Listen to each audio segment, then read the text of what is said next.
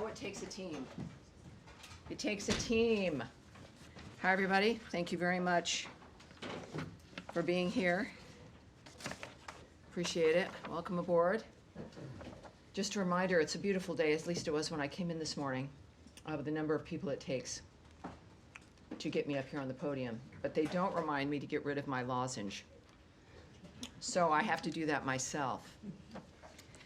Thank you all very much for being here. I did see Humaira with Reuters putting some blush on in the bathroom. I did see that. Do you know why? But do you know why? Because on occasion, cameras do face this first row or so. Well, it was not really in there. It was in the anteroom. It was in the anteroom, which has chairs and a couch. It's very fancy-ish. Tammy, I'll keep that in mind. Oh, no. You better be careful next time.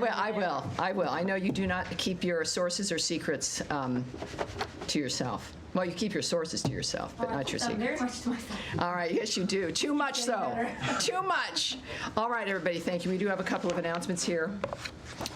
I want to begin to reiterate the words of President Trump and Secretary Rubio in condemning the horrific terrorist attack in Colorado on the Jewish community, who were raising awareness for the hostages still being held by Hamas. Since the beginning of Secretary Rubio's tenure as Secretary of State, his focus on visas and the State Department's role determining who is allowed into this country has often been mocked, derided, or dismissed. This heinous attack is a reminder that the decisions about who we let into this country and who we allow to stay is of vital national security and personal security importance to this country and of Americans everywhere.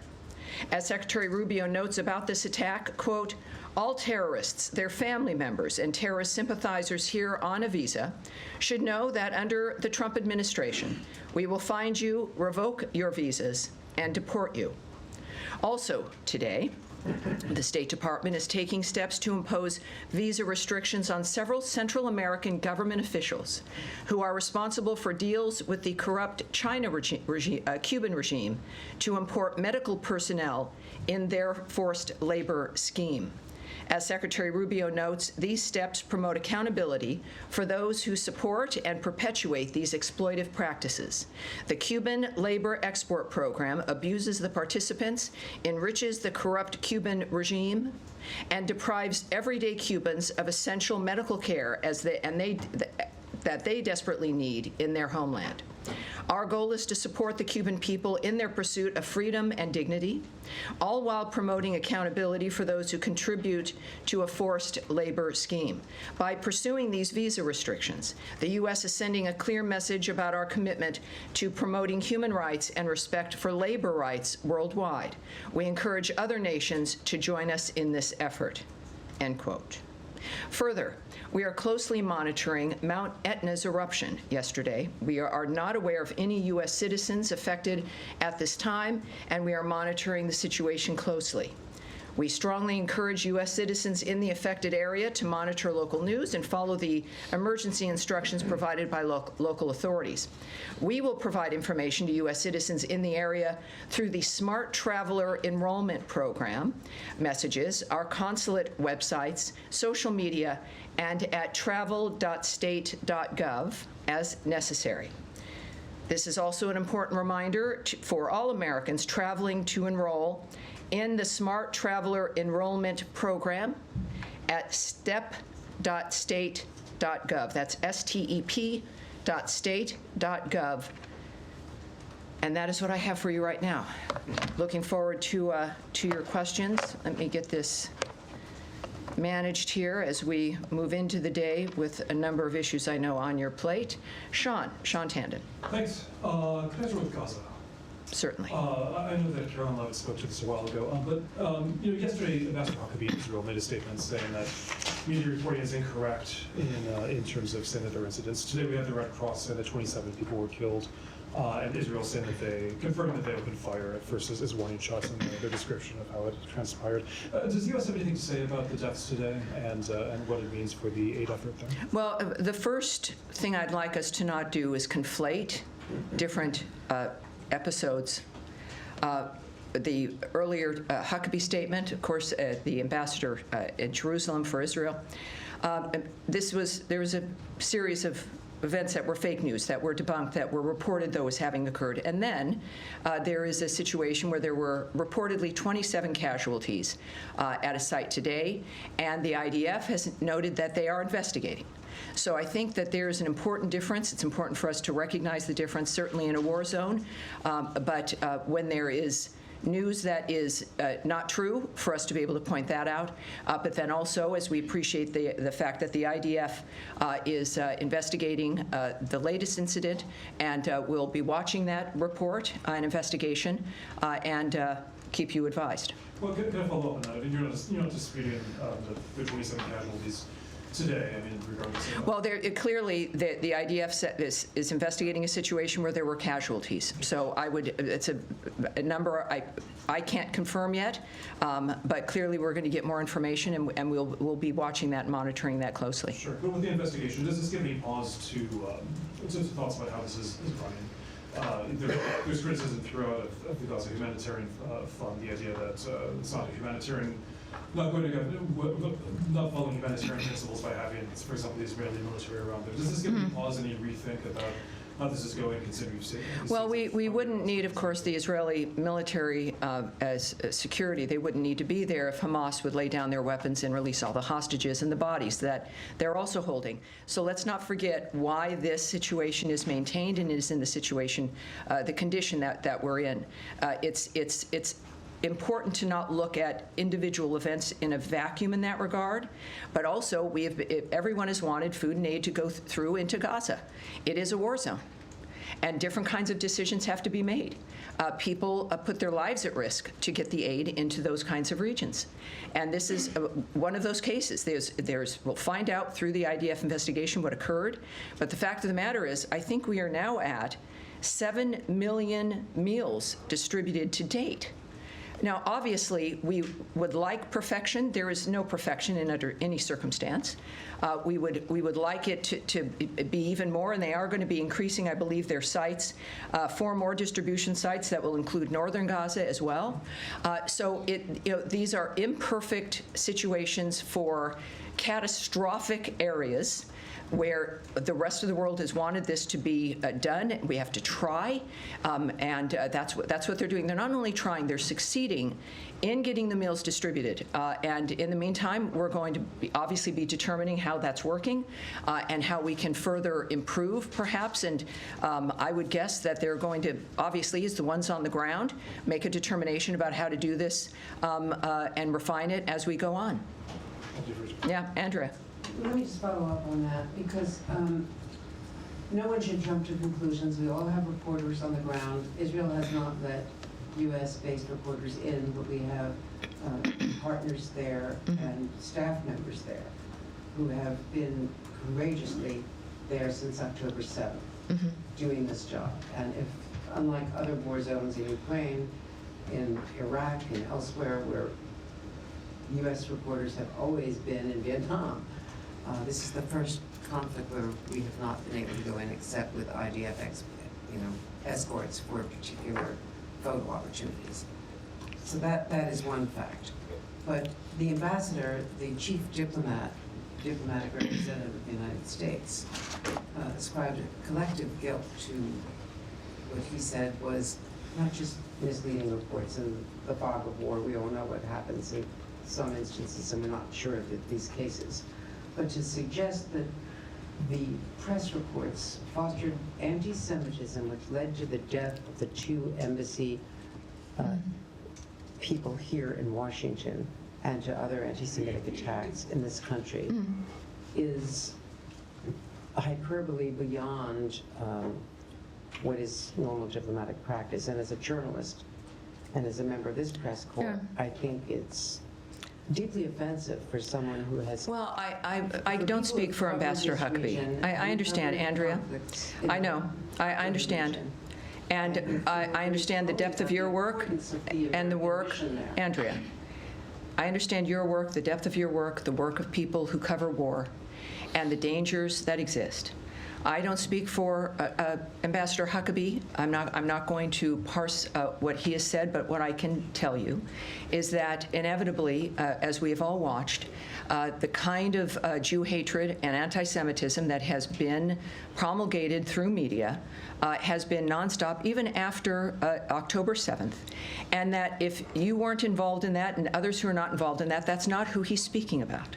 I would argue that it would be naive to suggest that the Jew hatred that, whether it's through social media, through fake news, through the rhetoric regarding Israel, through the years, has not developed or perpetuated anti-Semitism. It's naive or mistaken. I'll give you that word. I think it's obvious that these things don't happen in a vacuum, and that the rhetoric against Jews for 2,000 years has been nonstop and quite blunt. And it hasn't stopped. And the way the world has responded recently in the 21st century to the attack on Jews, including what's been going on at American universities, has been obscene. So I think we should allow individuals to have their opinions about what has contributed to the murder of 2 Jews in Washington, D.C., who are simply enjoying a night out, who instead of being married in the next few months had to be buried. I think that this is not the argument, but it is the story, in that we are fighting a great deal with these stories about who's responsible, the focus on Israel, the nature of who's been attacking in that region, the responsibility of Iran, that we get food in, that's not good enough. What happens with Israelis and what they say is not good enough. What the president said, I'll reiterate here, is that we have got to move past all of this. There has to be new ideas. We have to end this circle, and that's what we're doing here. So when we think about, I think our ambassador to Israel, has every right and will speak his mind, as he is the ambassador to that important state that is constantly under attack, and it is a reasonable understanding of what has affected people worldwide, which is a rhetoric that has normalized the hatred of Jews and in some cases romanticized it. And we have to stand up against it, and we will, but I'm not going to condemn him for that. Can I follow up on the distribution of food, though? Because Certainly. Let me just say that there is widespread criticism and actually course there is. self-criticism by Yes.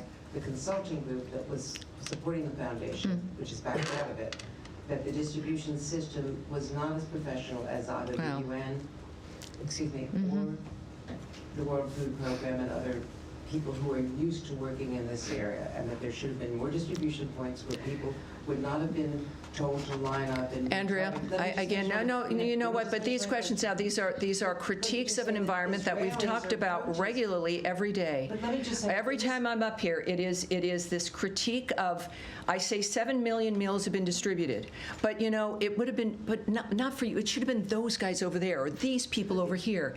Over the last 3 years with the UN or the World Food Program, no one has distributed 7 million meals to Gaza.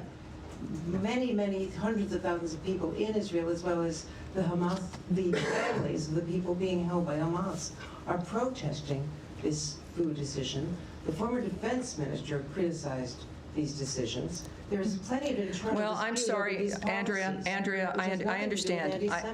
I understand. I don't think any of us are going to be protesting 7 million meals being distributed.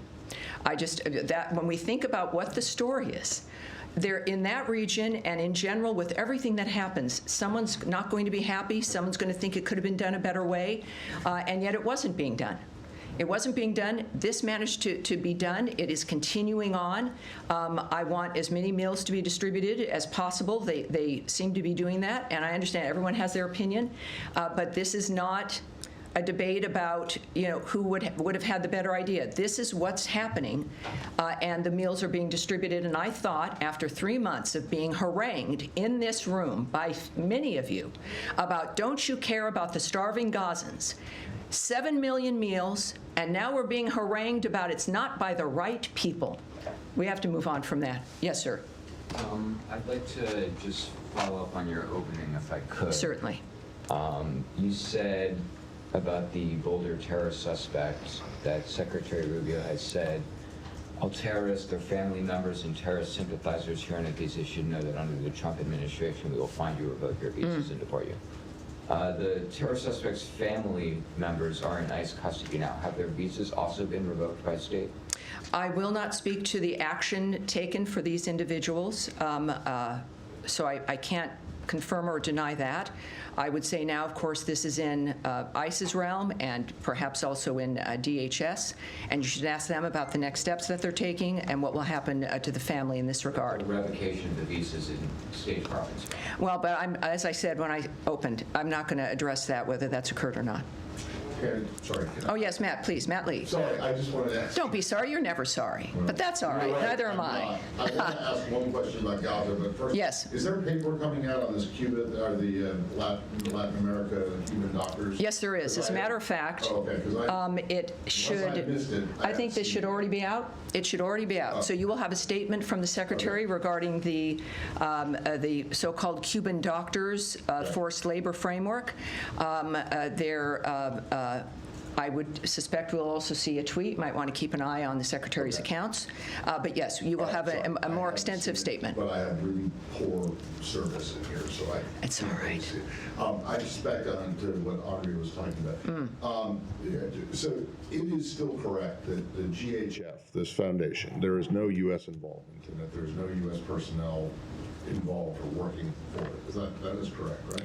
I have said, I think we've all been saying that, in fact, the Gaza Humanitarian Foundation is an independent organization. It does not receive U.S. government funding. Right. Nevertheless, we are constantly looking, of course, for creative solutions to get aid into Gaza without. Right, but yes. there aren't any U.S. officials working There's for it. the Gaza. It does not receive U.S. government funding. Right, but there aren't any U.S. officials working for it. It does not receive U.S. government funding. That's the last time I'll repeat that sentence. Okay, so how do All right. you know then that all these reports are wrong if you don't have people on the ground? Well, it's amazing how there are I'm not people on saying the. they're right. And I just I'd don't- say that also. It's. I don't think we need someone whom you know personally or is assigned to you to be in a region to understand what's happened on the ground. It's the State Department, it's the United States government, it's the ambassador in Israel, and I think that there's a point where there has to be recognition that we have a sense, and we know, more than a sense, that we know what's happening on the ground. All right, Nadia. Thank you, Tammy. I want to address the high number of civilian casualties in Gaza. On average, is 80 to 100 people, mainly women and children, are killed. Your predecessor defended Israel policy for years, but now that he's out of government, he said that basically he believes that Israel is engaged in some aspect of war crimes. Does this administration share this point of view, regardless of what Hamas has did, and it's just completely separate of what's happening in Gaza now, considering the incidents, but the high numbers of civilians being killed every single day, including children who've been burned alive? I would caution that very often the media carries the reports that come from Hamas. And I would I think to look at those numbers with some suspicion. On someone's opinion about what Israel is or is not doing, everyone has an opinion, and everyone has the right to express that opinion, but I'm not going to comment on what someone else thinks is going on elsewhere. Yes, pink jacket. I actually have a question that was sent from a fellow journalist, and I promise I'll And ask tell me if your I name get and a your question. outlet again. Rima with Al Arabi TV. Okay, hi. The question is this.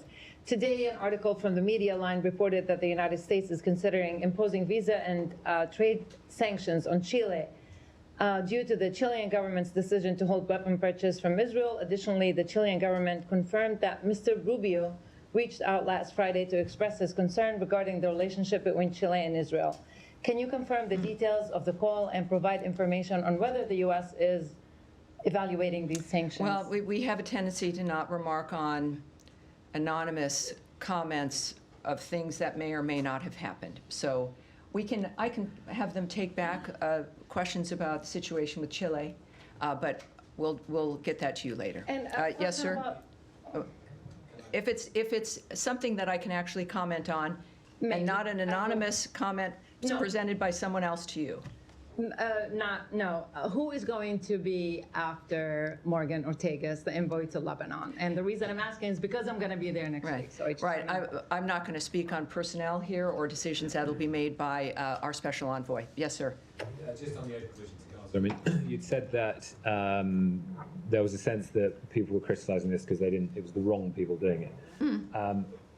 Isn't it more about the mechanism that's been used? And the UN and all the major aid agencies have warned that if this kind of system was used, which places hungry and desperate people in very close proximity to Israeli troops who have previously used lethal force for crowd control, that situation is extremely dangerous. And they'd also said, there are risks for a whole load of other reasons as well. But they were warning for weeks, and that's why they didn't want to get involved in this, because it breaches all of the decades of expertise on delivering aid neutrally in a war zone to get to civilians, and that being the priority, to get to the maximum number of civilians. I mean, do you heed any of that advice or warning now, given what's happened over the last 48 again, this is not our project. It is something that I think everyone's been and will be optimistic about. I like the idea that 7 million meals have been distributed. So, and then there is criticism that comes in. I would suggest that because it's a war zone, there was never going to be a perfect dynamic, except there was a ceasefire. And we were also moving in food and aid during the ceasefire. And then Hamas decided that, no, that's not good enough anymore, and started up again. So, our commitment isn't just because in good times or because it's easy or because it's safe. We've been working hard to try to have a framework and asking people for new ideas about how to get this done, because those known entities and known factors and known people have been unable to do anything. So when we can wax lyrically about the past and people have better ideas and we're afraid of this. This is, yes, moving into a war zone run by a terrorist group where you need the defense of people with guns because it's a war zone and they indiscriminately kill people and they're still holding hostages. But you want to get food in there, and we've got to do it. And so I think that there's a framework of, yes, either the well-known stalwart entities that warned that you don't need to be warned, it's a war zone. We know there's going to be some issues, but that should not do this. It's been done, it's happening.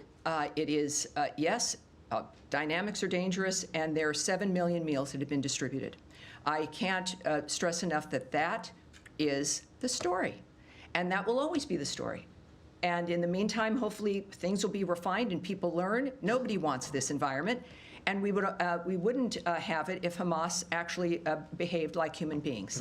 Humaira, yes. Clarify on one, which is Yes, one certainly. thing you said earlier, which you said that Israeli troops wouldn't have to be there if Hamas surrendered. But my understanding is that's not the position, because we've had very senior ministers in the Israeli government say that the objective here now is to control and occupy the area, to clear it, and to basically to build. Well, I'm sure, yes, I see the newsletters and I see the magazines and the scholarly discussions about what Israel's really doing or not doing. All I know is that prior to this delivery of 7 million meals, the questions were, when are you going to get food into Gaza? It's happened. And now we can surmise and wonder and critique and point to others. But I think the story remains that this is the only way that has worked and that has been engaged with. And it's nice to sit in an air-conditioned office and critique those who are on the ground distributing meals. But that is going to remain the focus. Humaira, let's try again. Hi, Tammy. I do have a question about this, but then I'm going to move on to Iran and Ukraine. Of course. Just to get this from you, in light of everything we've discussed here and in your answer to Matt, you have emphasized that U.S. does not fund this effort, but the United States, in light of everything that's happened over the past couple of days, will continue supporting this effort. Is that right? Oh, well, here's what I know, again, because it's not. Is there an alternative? See, I love you frame a question where it's important to ask the question, but it's also, that I'm not going to speculate on decisions that are made, not only not by people here, but by people elsewhere, not in the State Department. So I can't speak to what is their decision-making, what's going to affect that decision-making, but it's not a decision the State Department's making. I can't answer that first question, that it's going to continue on no matter, I can't answer that kind of a question. No, as in like the administration has been very supportive of this effort. Are you going to keep supporting yes, this we've been effort, or is there- we've been vocally supportive, like as one would hope, about the nature of the structure of getting food in, and so far, of course, because it's imperfect, because of the arena in which it's in, that 7 million meals have been distributed. I'm impressed with that number. I hope other people are as well. Okay. On Iran, are you able to tell us like the latest on the talks after there's been so much reporting about the U.S. proposal, which is effectively allowing Iran on a limited basis for low-level uranium enrichment for a TBD period of time? Is there going to be a new round of talks anytime soon? Well, you did see the President Trump tweet, didn't Yes, you? but I didn't think that would completely negate the reporting. I appreciate that. I think that's the biggest guffaw I've had here. The thing that matters when it comes to American policy and what's happening is what President Trump thinks and says. This is the Trump administration. It is sometimes an unusual communication structure, as we've learned here in this very room. But the fact is, President Trump tweeted that there is going to be no uranium enrichment. Does the President of the United States, not just any president, but Donald Trump, does his opinion that he makes public trump news media reports? I think so. No, You know better than that. No, as in the whole sticking point here is to try to come up with some sort of a formula that's going to be acceptable. Well, that's a very to both different thing than sides. what you just noted. So let me just make sure it's clear. The President has made clear and is the final word, obviously, and has been literally the final word in this regard, there will be no uranium enrichment. Now, if you're seeing reports about what the deal is, obviously that's incorrect. The President leads this. The President guides this. It is his guiding hand. It is the American people are happy with that. They elected him for his expertise and his focus. So President Trump's, not quite sure where you would think where President Trump's statement would not be the final dynamic here, and that in fact maybe reports could be wrong.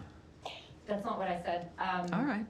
So are you saying that there was no proposal verbally or I'm not going to comment. presented to the Iranians? I'm not going to comment on how the negotiations, low-level enrichment. Humaira, you know, I'm not going to comment on the process of negotiations. We've been as clear as we can with the various negotiations, the discussions that have been going on over a period of weeks, and there's been readouts put on those, and some elements of some details, but you can't discuss the nature of what a negotiation is because there's many elements involved and many different intentions involved, and the end result we won't know until it's over. So I'm not going to say if there was a submission or what the details were.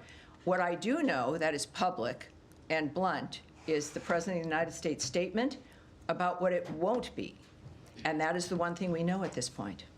All right, yes, sir. On Iran, any idea about the next round of talks, when and where it will happen? No. And the other question, Senator Schumer yesterday accused the president on folding on Iran and said that the administration is getting ready to sign a secretive side deal with Iran. Any comments on this? No. What I can say, though, of course, is that the maximum pressure campaign on Iran remains in full force. All right? Yes, ma'am. Just following up on Humaira's question on Iran, would you say that optimism that was expressed by the president last week is still there? He seemed very positive about prospects. Do you still see them moving forward, or are they kind of a standstill? There is no one's happy when people are killed. This has been the driving force of his decisions since January 20th and before, is to save people's lives and to be a peacemaker and to get these horrible things to end. So, of course, all of us are affected by that. At the same time, 7 million meals. Sorry, Iran. Tammy. Oh, Iran. Yeah. All right, well, his optimism on that is true as well. I mean, you've got. You still I believe think, they're well, moving forward at pace? he is, his actions and his statements are based in the nature of the conversations that he has, that he knows are being had, and his understanding of why people are doing what they're doing and what we can do as a nation to mitigate that. And he has been very vocal on his optimism in that regard as well. I have not heard anything to counter that, but again, I'm not in those rooms, and I'm not going to read his mind. I do know that these people have been at the table because of the nature of the power of his influence and the power of the United States. He wouldn't be doing something that he didn't think he could accomplish, and I think that is informed in part by his optimism. And then quickly on visas, are the student and exchange visas still on hold? And do you have an estimate of how much of a backlog this has now caused? All right. The appointments for Yes. There is going to be, I can tell you there'll be more on this but before the end of the week. The original cable indicated it was going to be a matter of days.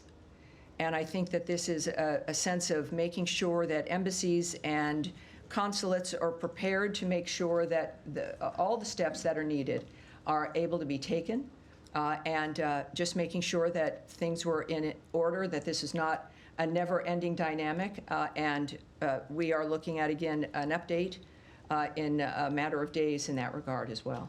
And any sense of the backlog that this has caused? Well, no appointments were canceled. There were, people have been encouraged and continue to be encouraged there's two steps, right? You apply, but then you have to have an interview. And so inevitably, no appointments were, canceled or eliminated from availability. I think that when this returns, we're going to see that appointments are going to be able to be made. It's not like it's a time block that can't be returned, that days can't be returned. And I think that once this is done and it's back online, it'll go pretty quickly. Yes? Thank you.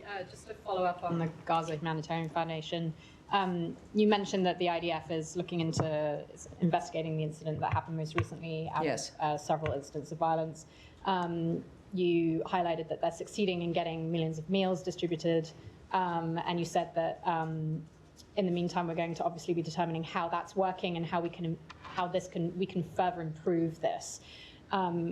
And as my colleagues have pointed out, the U.S. government's very vocal about supporting this as a creative process and trying to improve a very dire situation on the ground. Sure. Do you have anything to say about how this process could be improved? No.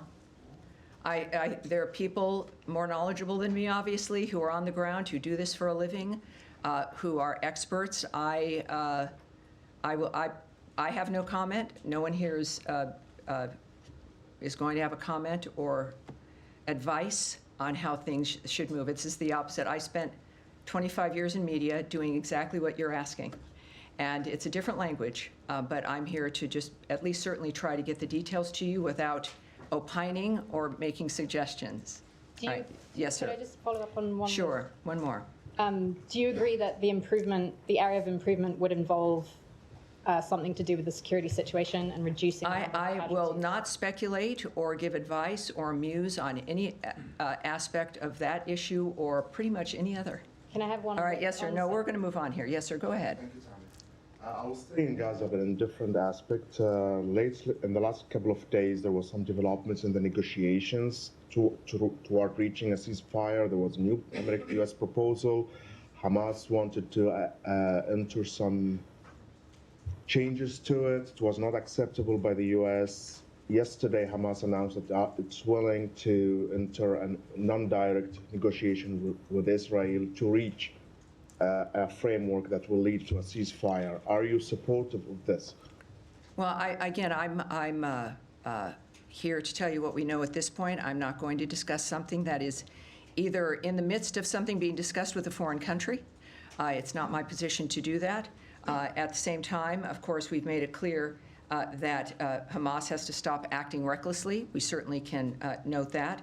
And as S.E. Witkoff had noted, Hamas's recent response to the existing offer was totally unacceptable and only takes us backward. So, these are the people on the ground who will make those kinds of decisions, but I'm not going to comment on something that is still speculative. Yes, sir. Thank you, Tammy. I'm going to move to Ukraine, if I may. I want to get your reflection. Yes, please, let's do that. The events of past couple of days and also next 2 days. I know that the Ukrainian delegation is in town. I understand they were in this building this morning.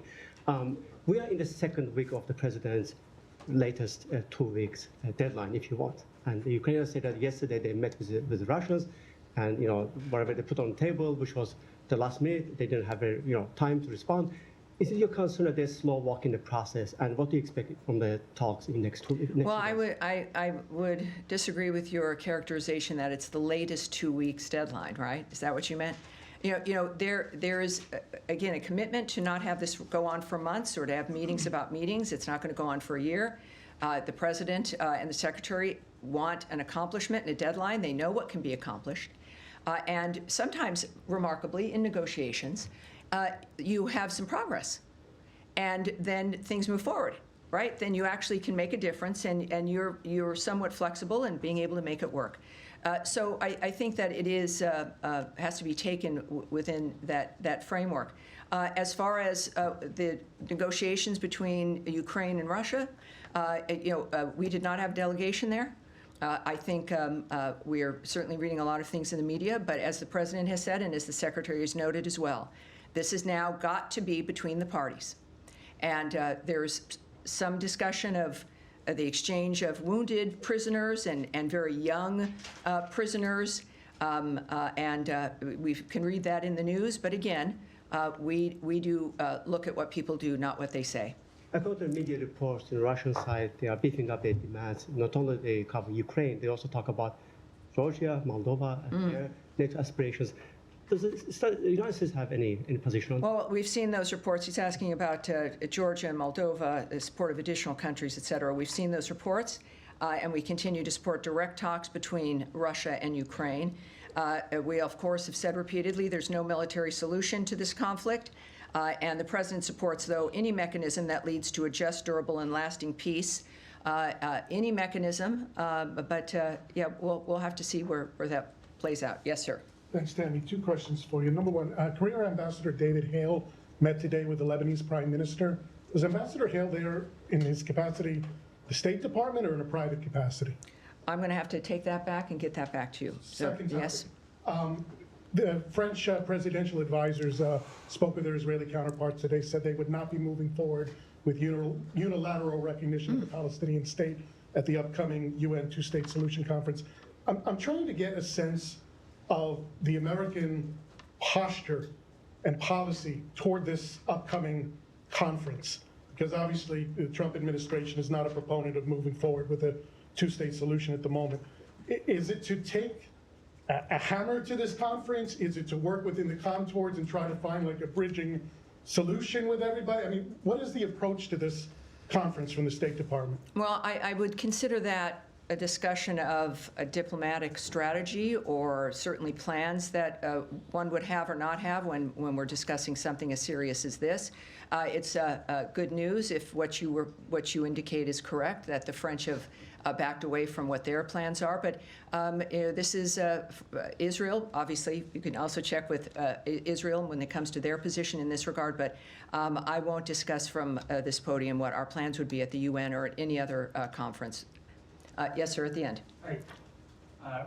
Me? Sorry. Yes, sir. Yes, sir. Ryan from Bloomberg, and new to the room. Terrific. Just back to Gaza. There's been a shift in tone in some European countries when it comes to Israel, notably in Germany, whose chancellor has said that the situation in Gaza could no longer be justified by a fight against Hamas terrorism. Some countries like UK and France are considering trade sanctions and restrictions on arms sales. Are you seeing a split with the U.S. when it comes to this, and do you have a message for your European allies? No, I have no comment on that. All right. We talk to you in the blue jacket, please. Thank you, Tammy, very much. Yeah. Election on South Korea. As an ally of South Korea, what does the United States view about this Korean presidential election? And do you think the president elected in this election will be able to improve U.S. and South Korea relations? Thank you. Yeah, so there's an election. We are waiting for its certification, and we will certainly have a statement when that occurs. All right. Yes, sir. Thank you, Dan. Two questions. First, on Gaza and West Bank. Where does the Trump administration stand when it comes to the two-state solution? Is it still on their radar, on this administration radar, or it's not? Well, what we are focused on, obviously, is a ceasefire so that this wholesale terrorist slaughter of innocent people can finally, for once in a generation, come to a complete and total stop. But I would like to, we've discussed the Gaza situation quite regularly here, so let's, is that my microphone or someone else's microphone that is I'm getting feedback on? One more? There is an audio problem, so let's make sure the mics are down unless someone is speaking. One more. Gotcha. All right. One more? Well, if you're going to move on from Gaza, there are a host of other subjects, and I'm having to go soon, and we've not touched on a number of things. Just one more. So one more. Yeah, thank you. How does the Trump administration assess the latest efforts from the interim government in Syria? All right, so Syria, we, of course, our asks of the Syrian government have not changed. We are, of course, continuing to support. Ambassador Barak is there as our lead in that regard, working with making sure that that government has a chance to succeed. We've taken actions here, of course, to make sure that there are waivers when it comes to sanctions, allowing a number of other issues to be able to be implemented, including memorandums of understanding regarding electricity and the basic functional aspects of life, which, of course, is importance there. So I think that we're in a wait and see with an effort that we've made to make sure they have the greatest chance to succeed within a continuing expectation of making sure that every Syrian is involved in this process, and that terrorism is something, and ISIS in particular, is something that is continued to be defeated in that region. So it is so far, again, with Ambassador Barak, who's got a great Twitter account, or I should say X. He's very prolific in his statements and very open and transparent. And you'll see there the fact that things are moving along. But of course, we watch with the, I think, correct amount of expectation and seriousness about what's possible. All right, so now, other than Gaza, more on Syria? All right. Questions on Syria, and I want to know your comment or assessment about the recent negotiations between the Kurdish. The Kurdish? The Kurdish-led administration negotiation with the Syrian interim government. The Kurds continue to emphasize the importance of preserving their autonomous administration in Rojava, northwest Syria. Right. Does the United States support this approach? And the second question, there have been reports suggesting that the U.S. has given its tacit approval to the Syrian interim government to retain custody of the foreign fighters and potentially integrate them into their defense structure. These claims have gained traction following the recent visit of the U.S. Special Envoy to Syria, to Damascus. All right, so let me answer this because we're running out of time. The first question we've discussed, certainly even when the Kurds were here, and the nature of our awareness regarding the energy issues, et cetera. So I'm not going to be repeating that. If there's anything new, can we take it back and see if there's anything new or a new development regarding the Kurds in that regard? But and that's regarding, of course, Iraq. But I think regarding the military bases and the foreign fighters. So our asks of the Syrian government have not changed in that regard. During, I guess, as Ambassador Barak noted in Damascus, we are clear about the challenges facing the Syrian government as they take concrete steps toward the president's request in building a secure and stable Syria. And the ambassador stressed that transparency is of utmost importance as the Syrian government develops a plan in the days ahead. I would leave it at that, in the fact that also referring you to the DoD when it comes to issues regarding bases, et cetera. But I think that it's remembering that our asks of the new Syrian government have not changed, and that we are watching their process and expecting transparency about the choices they make and how they make them. That's about as clear as unclearly clear as I can be. All right, we'll leave it with you. Thanks What? very much. Apparently, a security alert went out yesterday from the U.S. mission to Mexico, warning Americans to use caution when using dating apps in various locations. I think that alert should probably be global. I don't know about. Apparently, some people are getting kidnapped and held for ransom. Well, Is there any additional information or warning you can provide? I don't. We can check on the dating apps these days, when we worry about kids online and everything that goes on. It's something that I'm not read into enough to even riff about. But it's if clearly if that is occurring, it's a serious dynamic. People should in fact be aware of that wherever they are when it comes to meeting strangers using the internet. All right, that's it. I'm glad we ended on that point. All right, thank you everyone. I appreciate it.